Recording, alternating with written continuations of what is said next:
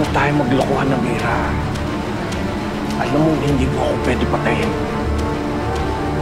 Kailangan mo pa ako kung gusto mo pang malaman kung nasaan ang anak mo. Sige. Putok mo. Sige! Iputok mo! Di mo kaya? Ha? Iputok mo sabi ko eh! Ano? Tapang mo? Sige! Ha? Matapang ka! Putok mo! Ha?